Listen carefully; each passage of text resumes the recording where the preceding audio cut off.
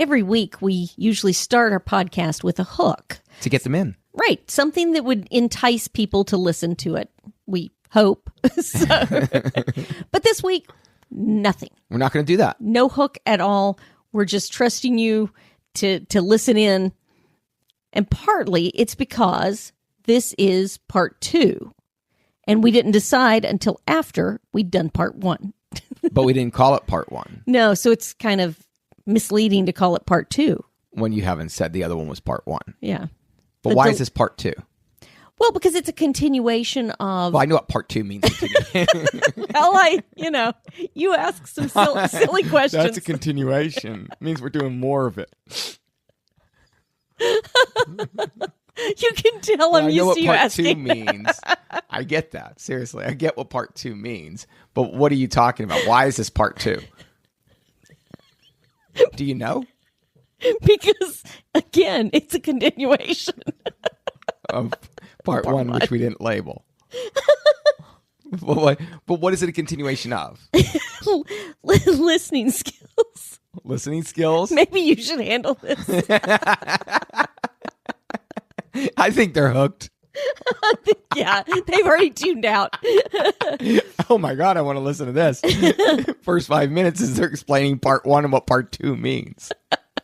But this is a continuation of listening so you can answer effectively in the corporate world when people ask questions. It's a fun game that kind of gets the point across if you're not really a good listener. It'll actually show you that. So this is a guessing game. And we're going to show you how this works and how you can play along with us. Hi. Can your CEO come out and play? Welcome to Leaders at Play, a podcast with your hosts, Paul and Kelly Marks. Over the past decade, we have spoken to more than 45,000 business folks at organizations such as Amazon, Wells Fargo, Compass Group, and Duke University. At first, 4 companies took a chance on our unconventional workshop, but by 2018, we were giving more than 90 speeches across the country. So, we thank you for tuning in.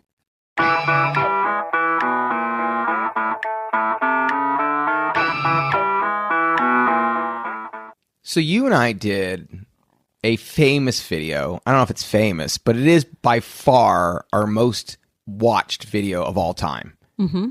And that video is boardroom etiquette. It was so much fun to make. And I still watch it myself. That's probably why your clicks have gone up, because I'm watching it. Oh, yeah. And the people who were involved did a wonderful job. Really did. And what we're trying to do is where we take childhood habits and we put them in the boardroom. And you all can see it on our website if you go to btimprov.com. Just scroll down and you can see the actual video there. But what's interesting in that video that we did years ago is the fact that I'd written it, and then I had a person come up on the stage or whatever, and he told a very serious, poignant moment and just acted like it was very, very heartfelt for him. And then he scanned the room and he said, I just want to get your feelings. And he kind of acted like he was crying. I want to get your feelings on what you feel about what I just said. And he points to somebody. He's like, Caleb, what were your thoughts? And Caleb says, I wasn't listening at all. At all. At all. Yes. And then you hear everybody in the room, me either, me either, me either. And what that does is it really signifies what sometimes you want to almost say in a boardroom or is being done. Right. In a corporate meeting. Like, I wasn't listening. Oh, at all. Yeah. When people will ask a question, the presenter's been going on and then ask if there are any questions. And somebody in the audience asks a question and you're like, the presenter just said this 3 seconds ago, Right. It's obvious that they weren't paying attention. No, they weren't paying attention. Everybody's rolling their eyes. But that is really important where they do ask a question that has just been said. Mm-hmm. And that means they really weren't paying attention. Right. And that's important. So what we're going to do in this exercise is, again, show you how to pay attention. And again, if your answer doesn't fit within the framework of the game that we're playing, it shows that you're not paying attention. Right. With that in mind, what game are we going to play? Eulogy. And you want to explain what eulogy is?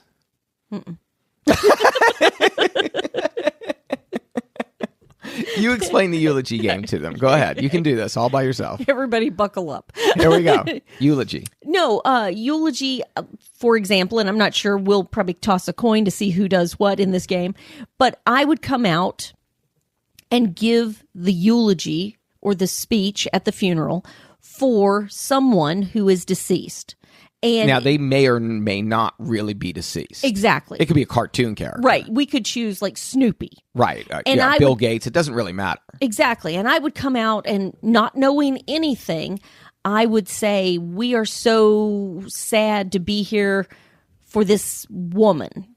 Right. But if it was Bill Gates doing this exercise, is if they're getting it wrong, if she's getting it wrong, or if I'm getting it wrong, what we're going to do is we will give a sound. If they're right, we're going to go and cry. Like that lets them know that they're on the right path. If they're totally wrong on that, then we're going to go, huh?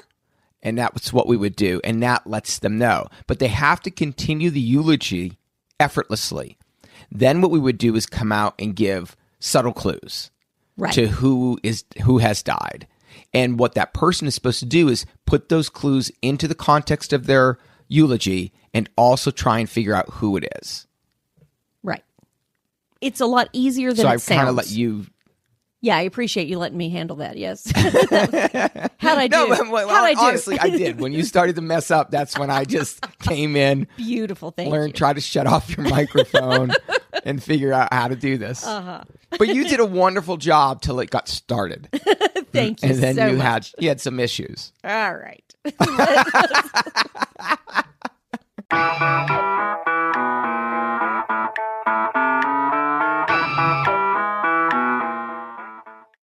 So let's go ahead and do this eulogy, and let's say that I'm going to think of who the person is.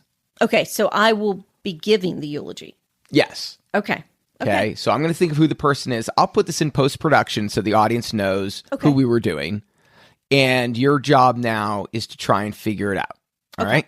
Right. So we have the eulogy. All right, and you're coming in. You have someone in mind. You're good? Yes. Okay. All right. I've got someone in mind. The person for my eulogy is Farrah Fawcett.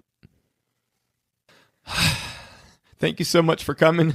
We know that you meant so much to this person and that you want to give the eulogy. And thank you. Thank you again. Thank you for having me. I'm sorry it's under such dire circumstances, but welcome to all of you who have come to mourn this wonderful, wonderful woman. She has been a bedrock in this community. She has been just really well known and much beloved. Sort of beloved. She was, but well known, very well known. She has meant a lot in her career. Yes, she was a strong career woman, and she was so special. Sorry, I just want to help you out. She was so special. She was just a beautiful person. Yes. Oh, she was. She was so beautiful. In fact, she probably could have maybe been a model even. Yeah, maybe. I don't know. Oh, yeah. Well, that kind of beauty can go a lot of ways there. She was a beautiful soul, though. That's the thing. She was beautiful on the outside. And yeah. And she was beautiful on the inside. I don't know. Okay. Okay. Yes. The other thing about her that's just so important and I want you to know is she was like worth millions and millions of dollars. I mean, I don't know. If I had to put a price on it, I'd say like $6 million or so. So what? Yes. Oh, yes. She was. She knew that money wasn't all there was to life, but she was worth a lot. Yes, she was. Oh, yes. We will miss that. But they say you can't take it with you. No, you can't take it with you. No. Unfortunately, no. Yes. And my goodness, I have to tell you this. She went to the dentist and her teeth were perfect. Perfect teeth. Oh, yes, that smile of hers. Oh, smile. That's part of what made her so beautiful. Yeah. Those beautiful teeth. And you know who are we going to miss? We are going to miss. Oh, okay. Well, you need more clues. Okay. All right. We're going to miss her, though. That's for sure. Yeah. And I mean, she loved the color red. Red was just her favorite color. Yes, she loved red. She did love red. We said that. Yes, she did. I'm sorry. I'm just overcome with the emotion thinking of those teeth and that red. Oh, yes. And the way she could wave her hair. Oh, what a wavy hair thing. Oh, she loved to flip that hair. Oh, did she love it? Yes. I mean, I just think that she was like an angel. She was. Oh, yeah. she was an angel. Yeah. We are going to miss Farrah Fawcett. Yes, there we go. That was tough. You did a good job, though, finally. Fine. She's been ratting for like a year. It wasn't me. It wasn't me. You always look at it like it's me. Why did I say the word 6 million? Oh, she was married to the $6 million man. Yeah. Oh. Exactly. Why did I say red? Not a clue in the world. What's her most famous poster? Oh, that's more of a rust-colored bathing suit. It's not really red. Yeah. I'm going to miss her rust color that she loves so much. No one's going to say rust color. That's a ridiculous answer.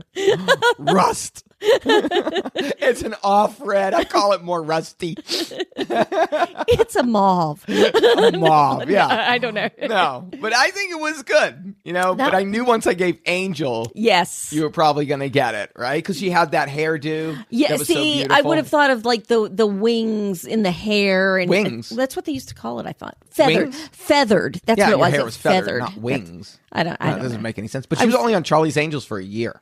Wow. 1 year. And made that much of an impact. Yeah, she really did. Well, when she was When she was at University of Texas, I believe, when she was a college student, she was actually on the homecoming court or whatever, voted the prettiest girl for 4 years in a row. Right. Back when they had it where it was really only juniors and I miss her. You're starting to sound a little stalkerish. Well, I had her poster on my wall when I was a kid. And you still didn't know it wasn't red? It is. Well, it was red. You just said it was red. No, it wasn't red. It wasn't red. I would never. There's no way I'm going to say rust. Post-production is going to be long in this one.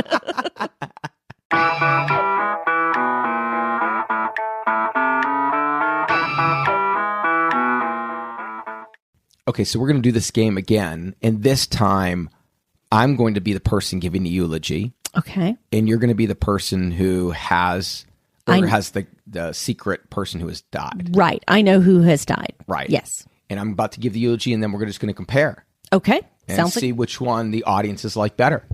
All right. Okay. So with that in mind, I know nothing of this. I know nothing. Remember that? Yes. Hogan's Heroes. And who was the person? Schultz? Yeah. Okay. I hope Schultz hasn't died. It's going to be sad because that's all I know about him. Yeah. Okay, so what we're going to do is do this. Ready? And here we go. The person for my eulogy is Babe Ruth. Thank you for coming in for the eulogy. We know that you were very close, and so we appreciate you being here. Oh, I had nothing else to do today anyway. I don't have anything to do till 5, so I'm good. Okay, good. I'm also very emotional right now, so I think this works out perfectly. Thank you. That's great. Yes.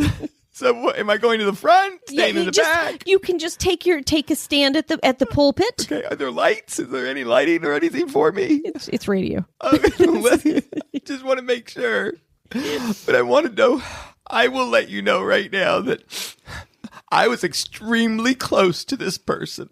This person meant the world to me. And coming here to give this eulogy for this beautiful, beautiful woman. Yeah. Oh, I'm sorry. My mind is just not where it should be because of this. It's probably the grief. Yes, it's the grief. The Yes. grief. I was going to say grief. I just didn't have that in my tip of my tongue. Sorry. But yes, I meant we're going to miss this man. Yes. Oh, yes. Because this man was a fantastic dancer. He was one of the greatest dancers At home. Not in public, you know that. When I said greatest dancers, I'm not always talking about for the general public. Right, Yeah. right. Yes. But I will say that he also had such a mellifluous, you know what that means? It's a smooth sounding voice. But it could get cacophonous. It could get like harsh. It almost felt like he smoked about 6 cigarettes a day. He really kind of, liked to let his actions kind of speak for him. Yes. He was a man of action. He was a man of action, but he spoke very few words. But he carried a big stick. Uh-huh. Yeah. He did. Yeah. He was also extremely intelligent. I don't know. I thought we were going to miss Teddy Roosevelt. But, I'm missing him anyway because, he's your favorite. He was my favorite president and everything. And when he always said, carry a big stick. So when you cried like that, I thought I was right. But, there could be more than one type of stick that you carry. Do you mind if I look in the coffin for just a minute? Help me out a little bit. It's a big coffin. He was a big fella. Yeah, he was a big fella. But you know what was really amazing was he knew that the right kind of stripes made him look a little better. Yes, he did. He was really, really very... Now, again, he did not spend too much time in prison, but he was making sure that those stripes...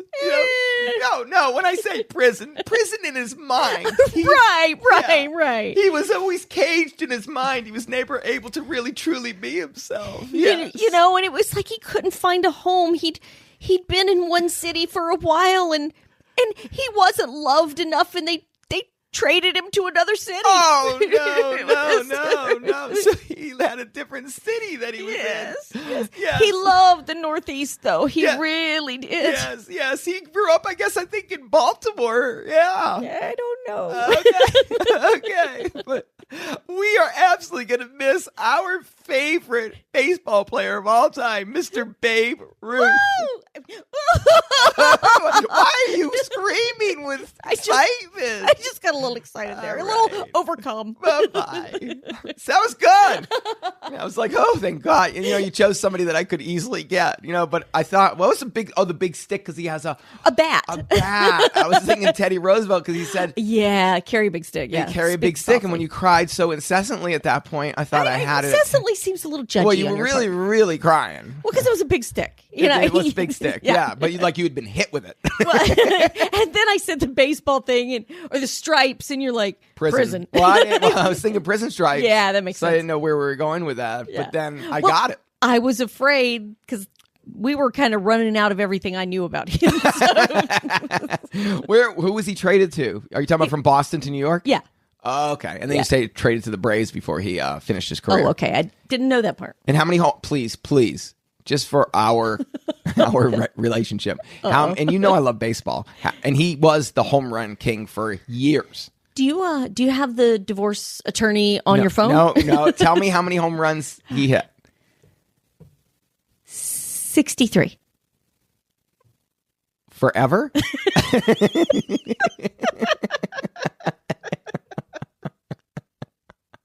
I've never seen a more disappointed look in somebody's eye.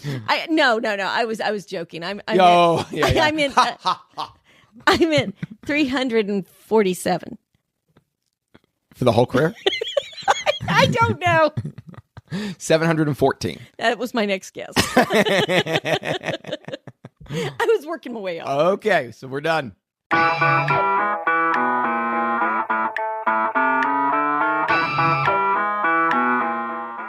Each week, we like to leave you with a quote. And this week, Paul has chosen the quote, and I don't have any idea what it is. Yeah, well, this quote is from Bill Bryson, his book, One Summer. And it's about the year 1927. And in the 1920s, flying was very, very dangerous to be a pilot. Sure, absolutely. Yeah.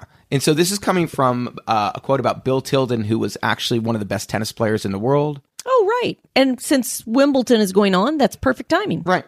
So in this quote, he says, in 1920, Bill Tilden is playing for his first championship and in front of an audience of 10,000 people when a plane carrying a pilot and a photographer approached to take aerial pictures of the contest. As the plane neared the stadium, its engine sputtered and then cut out altogether. For several seconds, Tilden and his opponent, Bill Johnston, and all the people in the grandstands watched in eerie silence as the plane, itself silent, headed straight for them. The plane just cleared the court and crashed in an open area a short distance beyond.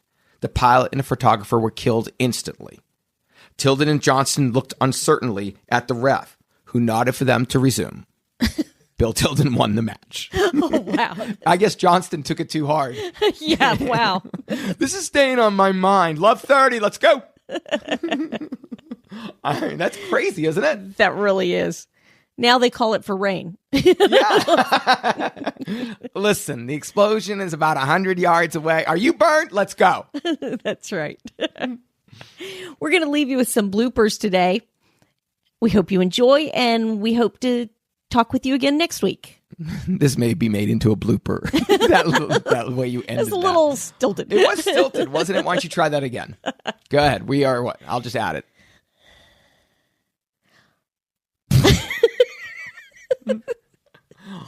Come on, you can do. It's just the end. You can do this. You've only done it for the last 8 episodes. We're gonna stop making that face. I'm not making any face. We're gonna leave you with some bloopers today. Thank you for joining in, and we'll talk to you soon. All right. See you, everybody. Bye-bye. Bye.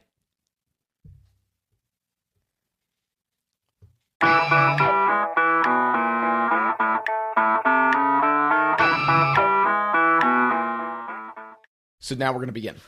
Okay, and wait, who's what? I'm Paul.